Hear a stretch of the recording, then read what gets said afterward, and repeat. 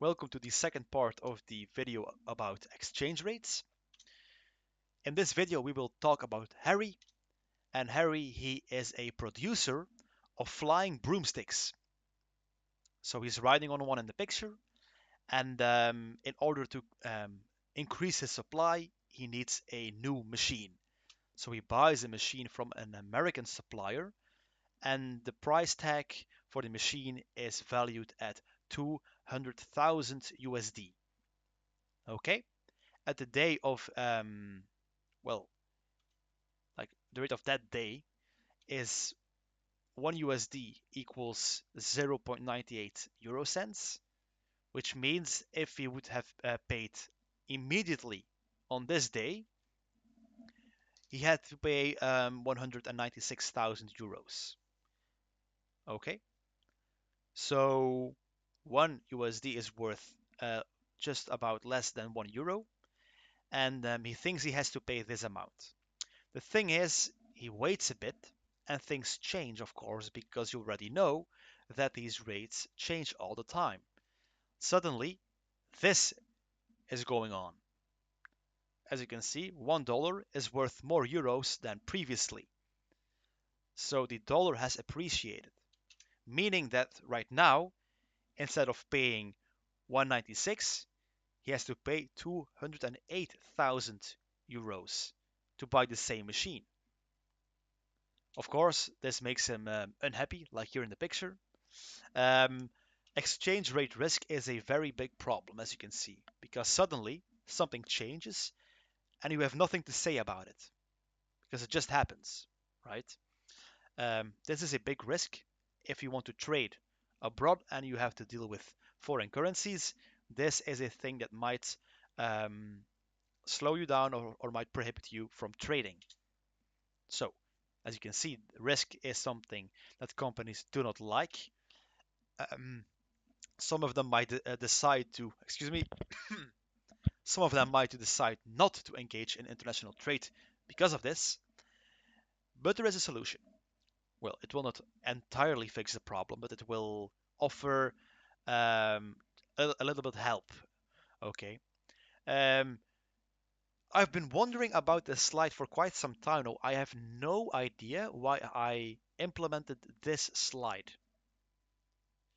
I think I'm going to talk about Harry once again in the near future, but I don't think Harry makes a return in this chapter, so I find it very strange that I included this slide.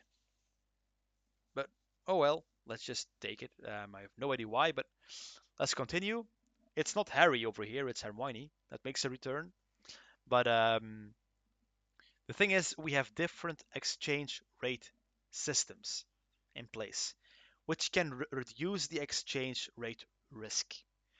We will see two of them, and the first one is the floating rate. As you can see, we have a floating feather over here. That's why I included a picture, of course. And in this case, supply and demand rule supreme. They decide everything. Okay? Companies never really know what to expect. So this system is quite volatile or can be volatile. And over here, exchange rate risk will be higher than in the system we will see after this one. So no rate completely floats without limits. There are some limits put in place, but yet there is still a lot of risk involved. The interesting thing is that we have a fixed one as well. People often refer to this as the pegged exchange rate, meaning that it is stable or fixed to another asset that's quite stable. You will see what I mean with that in a few seconds. As you can see over here, the currency is pegged against a world currency. So imagine you have a developing country and that your currency is very volatile. You can actually choose to peg it against a world currency like the euro, like the USD, because those currencies they fluctuate um, well to a smaller extent, right? So, and if you peg your currency to this bigger one, you will kind of follow the movements of this bigger currency, which are like less volatile and more safe. It's something like that. In this case, you will always have a minimum and a maximum. So a price floor and a price ceiling. The monetary authority is the only one that is allowed to intervene when these um, floors and ceilings are like going very, very close. The goal is stability in the end, and stability is nice to have, especially when you engage in international trade. Okay, this example will surely help. Here we have the thing that I mean with the minimum and the maximum. So the price ceiling is the red line, the price floor is the green one. As you can see, the blue line is like going up and down a bit, but it's staying between my two colored lines. So we can never enter the black zone. We can never go above the maximum. We can never go below the minimum. In this case, we have an example of, I think this is the currency of Zimbabwe, if I'm not mistaken. I think it is. And the thing is, this currency will be pegged to the USD and it will follow the USD. The thing is, it will follow the USD, but it will never exceed the two lines over here.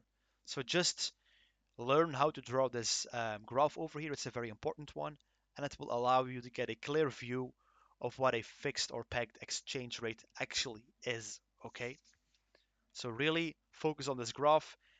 In the textbook, you will find it on page 17. Okay, how can governments maintain stable exchange rates? The assignment over here is to draw the consequences of an increase in the demand of dollars. So this is the basic drawing on page 18.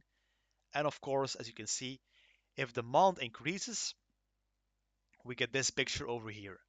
An increase in demand creates a higher exchange rate. Okay? And imagine that this higher exchange rate is something the government does not want. Then she can do a couple of things. The very first thing she can do is lower the interest rates. If the interest rates are lower, then it will be less attractive to invest in the region, and money will flow out looking for higher rates of return in different regions. So the demand for the USD will fall and the exchange rate will go down again. This is the first thing she can do. Second thing, they can decide to buy more of the Chinese currency, which will increase the USD supply on the Forex market. If the supply goes up, you can see it in the drawing, you will notice a drop in the exchange rate once again. Over here we can eventually implement protectionist restrictions, slowing down the demand for USD. Here we have every single example with a graph. So the very first example about the lower interest rates, as you can see, demand falls back, or new equilibrium will have a lower exchange rate. The second one was about buying more of the Chinese currency, which increases the supply of dollars on the foreign markets. As you can see, this will also create a lower exchange rate. Finally, we have protectionist measures. The dollar will be less interesting. Demand falls back. Once again, lower exchange rate. In this case, we have a question about what if the government decided to use price floors and price ceilings. This would just mean that, well, she will act when a ceiling or a floor is about to be touched. And she will act on this and try to prevent the ceiling or the floor to be crossed. Not too important, this one. Okay, that's it for this video. I know I'm going quick, like kind of fast as well. Rushing through it basically because I think this isn't too difficult. The most important thing over here is that you have to realize that there is a risk involved when trading internationally. You have to know about the floating versus the fixed or pegged system, and the drawing with the minimum and the maximum is very important as well. And then you have to take a look at how exchange rates are formed between supply and demand, very important. And well, if a government wants to prevent a rate from going down or going up, what can she do? So page 18, very important one in the textbook. Basically, these three graphs and the things on this slide over here are the most important ones, okay? If you have questions, don't be afraid to ask, and I will help you.